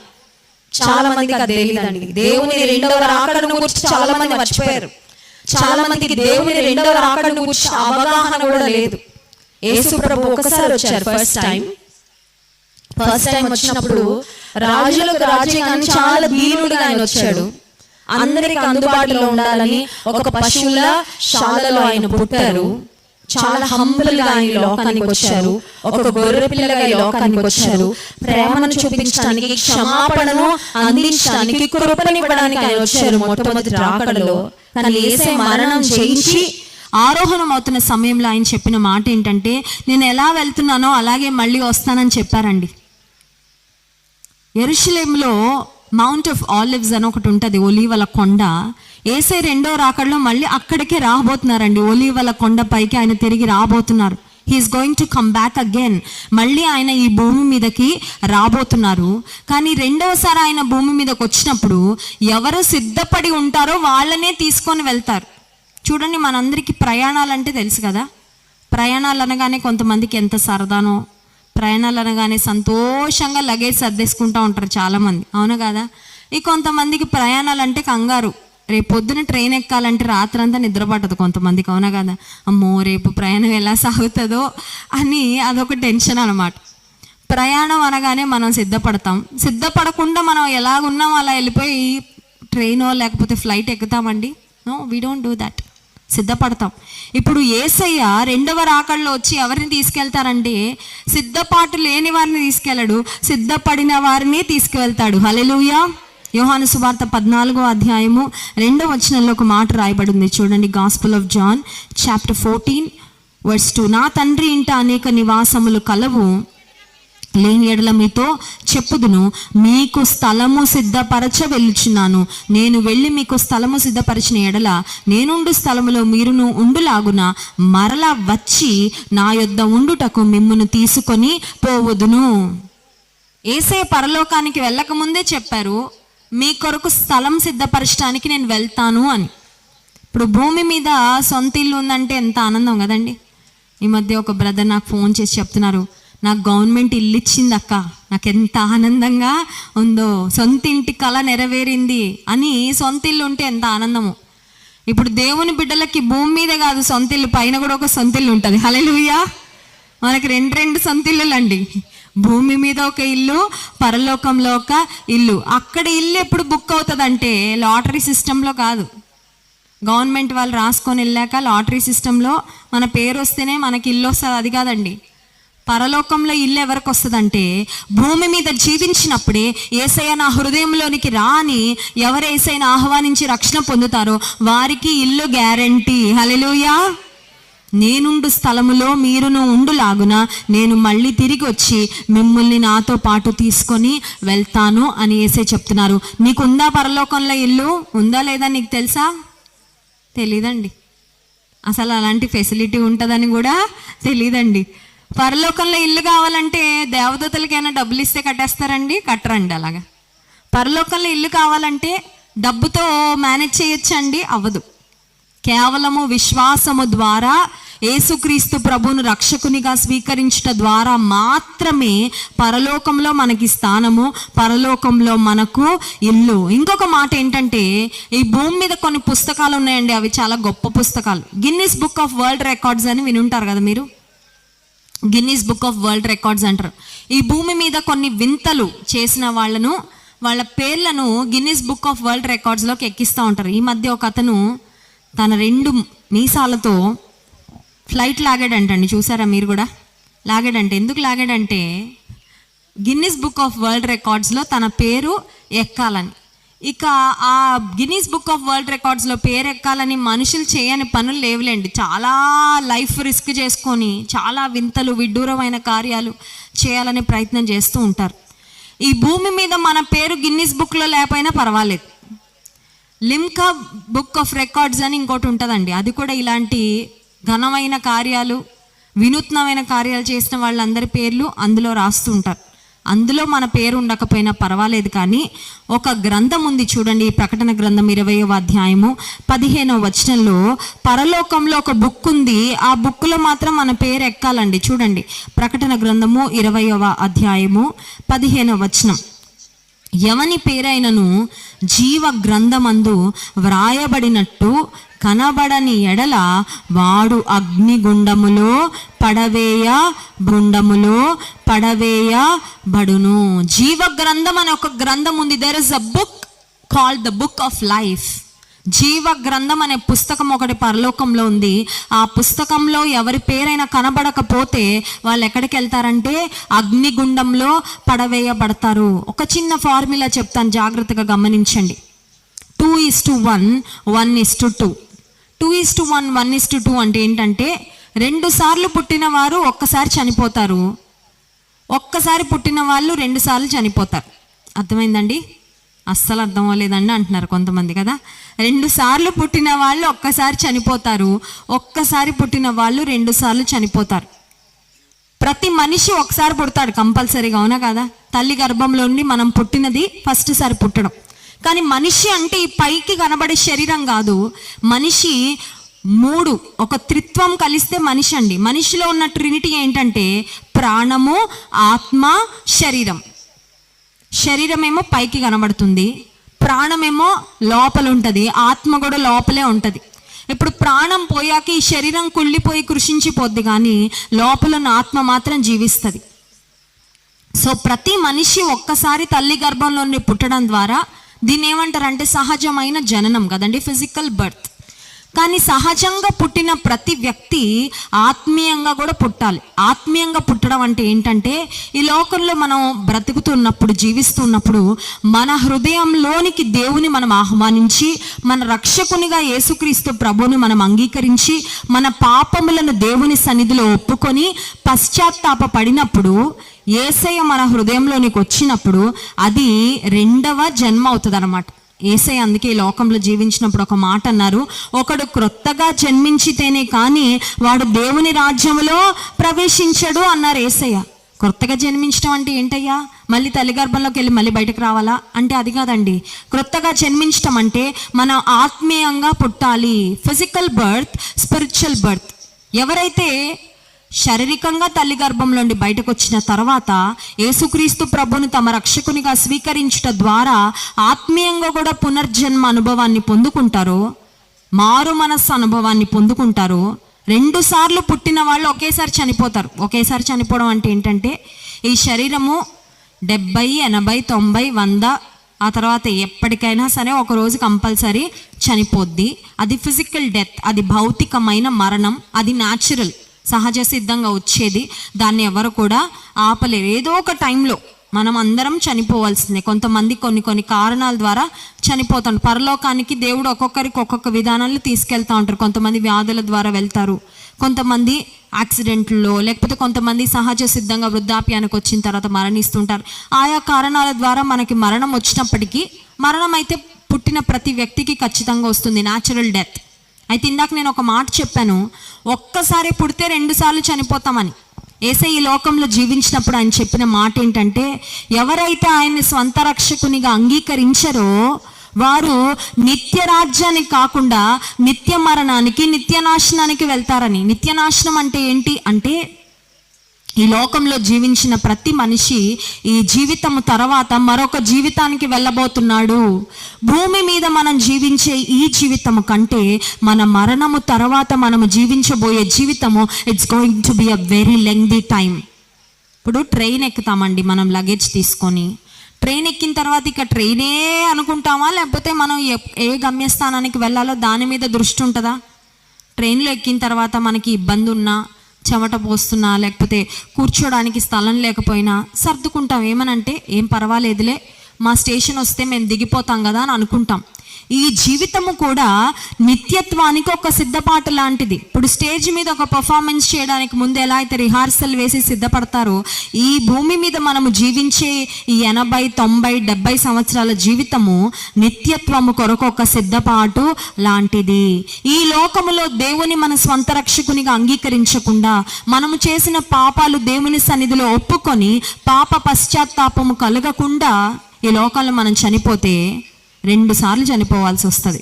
2 సార్లు చనిపోవడం అంటే ఏంటంటే, మొట్టమొదటిదేమో ఈ శరీరం చనిపోతుంది, రెండవది ఈ శరీరం లోపల ఒక ఆత్మ ఉంది, ఆ ఆత్మకి మరణము లేదు. ఆ ఆత్మ చనిపోయిన తర్వాత దేవుడు లేని చోటైన నిత్య నరకాగ్నికి వెళ్ళి అక్కడ అగ్నిగుండములో యుగ యుగాలు కాలుతుంది. ఇది వాస్తవం.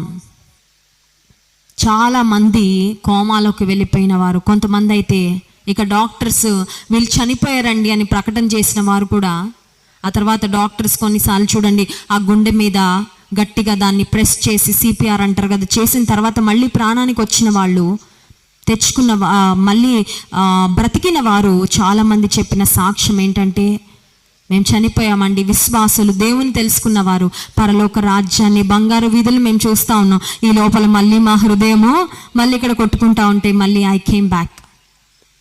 కొంతమంది కొన్ని రోజులు కోమాలో ఉన్నవారు, దేవుడు అంటే నమ్మని వారు చెప్పిన మాట ఏంటంటే, మేము కోమాలో ఉన్నాము, ఇంకా ఆల్మోస్ట్ మా ప్రాణం పోయింది, మాకు మంటలు, అగ్ని కనబడింది, కేకలు మాకు వినబడతా ఉన్నాయి, అక్కడికి వెళ్ళాం మేము, కానీ ఈ లోపు మళ్ళీ ఏదో జరిగింది, డాక్టర్స్ ఏదో ట్రీట్మెంట్ చేశారు, we have come back to life.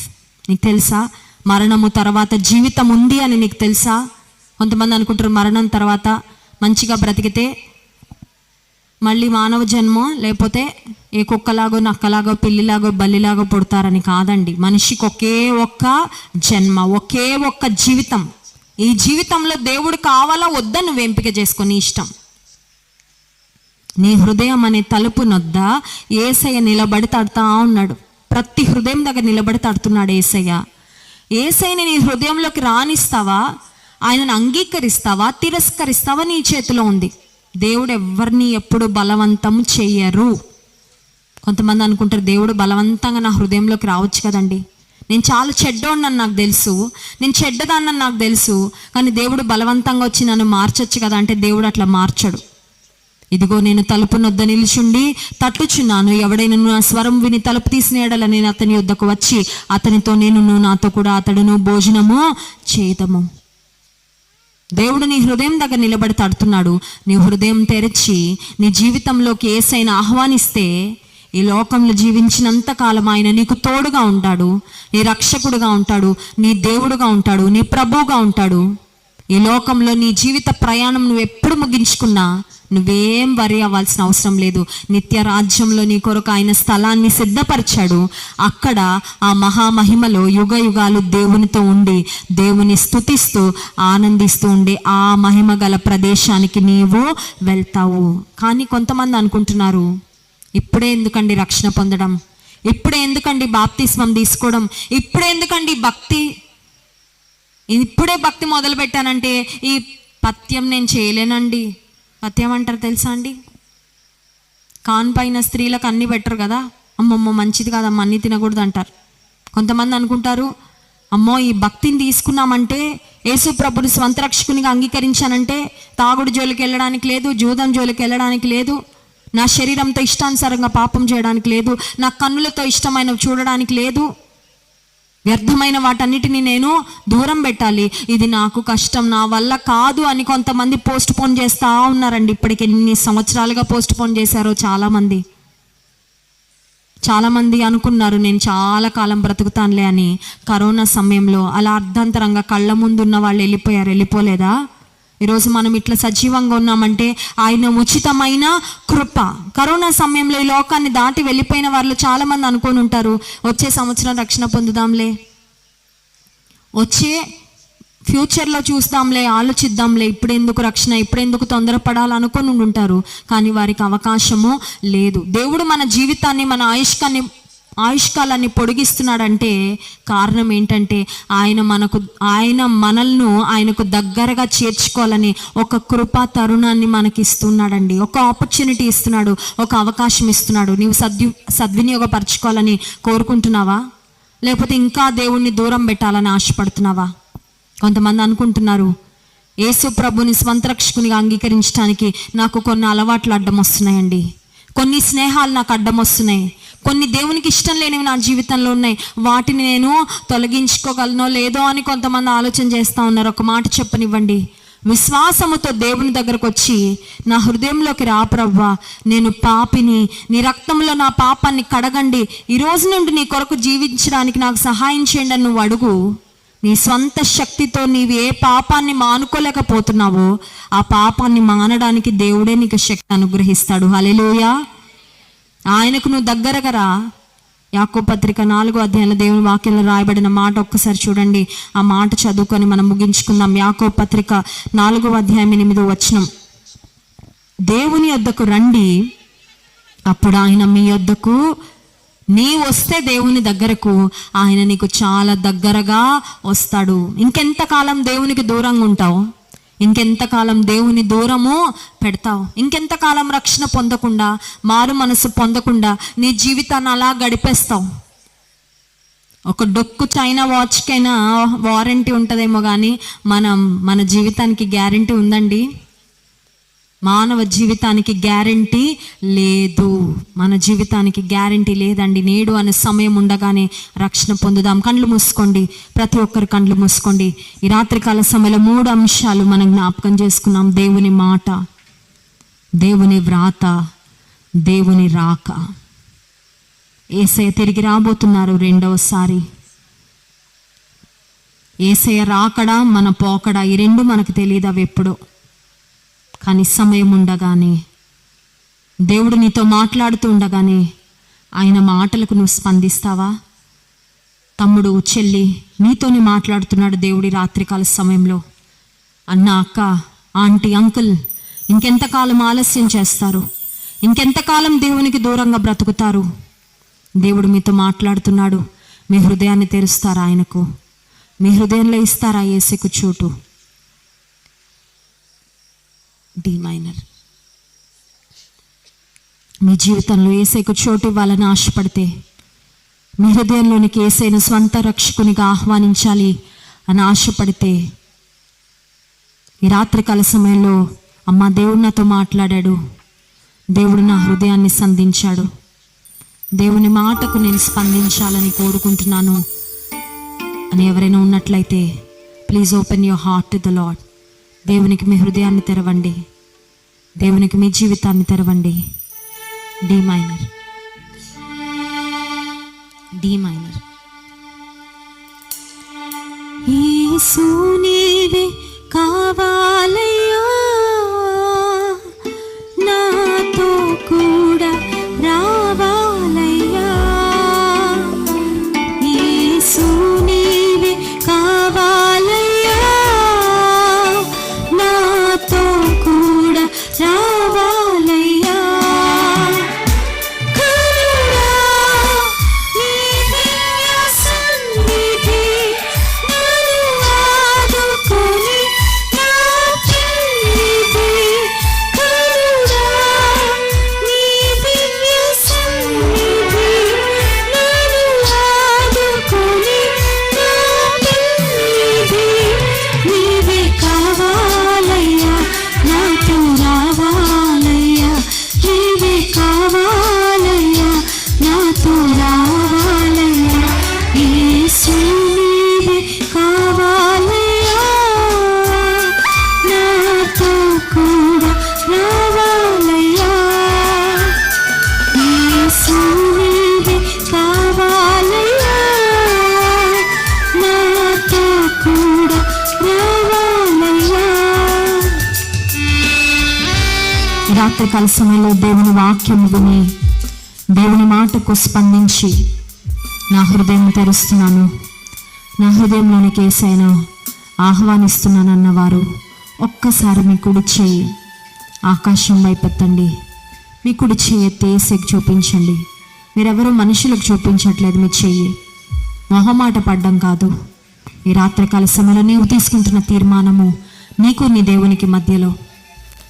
నీ కొరకు ప్రాణం ఇచ్చిన యేసయ్య సిలువలో ఆయన రక్తాన్ని కారుస్తూ చేతులు చాపి తన ప్రాణాన్ని అర్పిస్తూ, ఇంతగా నన్ను ప్రేమించాను, నీవెంతగా నన్ను ప్రేమిస్తున్నావని అడుగుతున్నాడు యేసయ్య. ఆయన కన్నా నిన్ను ప్రేమించే వారి లోకంలో ఎవ్వరు లేరు. మనుషుల ప్రేమలతో విసిగిపోయావా, అలసిపోయావా, కృంగిపోయావా, కన్నీళ్లతో నిండి ఉందా నీ జీవితము? ఈ రాత్రి కలిసి మీరు అడుగు, ప్రభా నాకు నువ్వు కావాలయ్యా, యేసయ్య నాకు నీ ప్రేమ కావాలి ప్రభా, నా రక్షకునిగా, నా దేవుడుగా ఈ రోజు నుండి నన్ను నడిపించయ్యా. తమ్ముడు, చెల్లి, టైం ఉన్నప్పుడే యేసయ్య చేతిలో పెట్టి నీ జీవితాన్ని, యేసయ్య నీతో మాట్లాడుతున్నప్పుడే తెరువు నీ హృదయాన్ని ఆయన కొరకు. దేవుని సేవకురాలిగా నేను బ్రతిమలాడుతున్నాను. ఈ సమయం పోతే, ఈ అవకాశం పోతే మళ్ళీ రాదేమో నీ జీవితంలో. సమయం ఉన్నప్పుడే, దేవుడు నీతో మాట్లాడుతున్నప్పుడే స్పందిస్తావా? దేవుని మాటకు స్పందిస్తావా? ఇదిగో ప్రభా, ఈ జీవితాన్ని నాకు ఇచ్చావయ్యా, ఈ జీవితాన్ని తిరిగి నీకు బహుమానంగా ఇస్తున్నానని దేవుని చేత నీ బ్రతుకును పెడతావా? చెల్లెమ్మ, నీ బ్రతుకును బాగు చేస్తాడు దేవుడు. సహోదరుడా, సహోదరి, యేసయ్యకు దూరంగా బ్రతికి ఇప్పటి వరకు నష్టపోయినది చాలు, కష్టాల పాలైంది చాలు. ఒక్కసారి అడుగు, ప్రభువా నా జీవితంలోకి రాయ్యా, నీకు వేరుగా ఉండి నేనేమి చేయలేను ప్రభా, నీకు వేరుగా ఉండి నేనేమి సాధించలేనయ్యా. నువ్వు అనుకుంటున్నావేమో యేసయ్యకు దూరంగా ఉండి నేనేదో సంపాదించుకుంటున్నాను. నేను సంపాదించుకుంటున్నది నిత్య నరకాగ్ని మాత్రమే. నీవు నశించడం దేవునికి ఇష్టం లేదు. నువ్వు నరకాగ్నిలో కాలిపోవడం దేవునికి ఇష్టం లేదు. ఆయన నీ కొరకు ప్రాణం పెట్టింది పరలోక రాజ్యములో యుగ యుగాలు అనిత్య రాజ్యములు ఆయనతో నీవు ఉండాలని ఆయన కోరుకుంటున్నాడు. దేవుని మాటకు స్పందిస్తావా? దేవుని పిలుపుకు స్పందిస్తావా? యేసయ్యను మీ హృదయంలోకి ఆహ్వానించాలని ఆశపడిన వారు మీ చేయి పైకెత్తి చూపించి ఈ ప్రార్థన నా తర్వాత చెప్పండి. యేసయ్యా, నీ వాక్యము ద్వారా నాతో మాట్లాడినందుకు వందనాలు. నేను పాపినని నీ సన్నిధిలో ఒప్పుకుంటున్నాను. నీ రక్తములో నా ప్రతి పాపమును కడగండి, శుద్ధి చేయండి. ఈ రోజు నుండి నీకు సాక్షిగా నీ మహిమ కొరకు నేను జీవించినట్లు సహాయము చేయండి. నాకు జయ జీవితాన్ని అనుగ్రహించండి. నా చేయి పట్టుకొని నడిపించండి. నా రక్షకుడవు నీవే ప్రభువా. యేసు నామములో ప్రార్థిస్తున్నాను తండ్రి, ఆమేన్. చేదింపండి. అందరి కొరకు ఒక ప్రార్థన. పరిశుద్ధ మహోన్నతమైన మా దేవా, ఇంతవరకు నీ సన్నిధిలో నీ వాక్కుల ద్వారా మమ్మల్ని బలపరిచినందుకు నీకే కృతజ్ఞత చెల్లించుకుంటున్నాం తండ్రి. ఈ రాత్రికాల సమయంలో యేసుక్రీస్తు రక్షణ సువార్త సభలు కంఠం రాజకొండూరు ప్రాంతంలో ఇంత ఘనంగా మీరు జరిగించినందుకు నీకు స్తోత్రాలు ప్రభా. దైవజనులు విజయరావు గారిని, వారి కుటుంబాన్ని నీవు ప్రేరేపించి ఈ చక్కని సభలు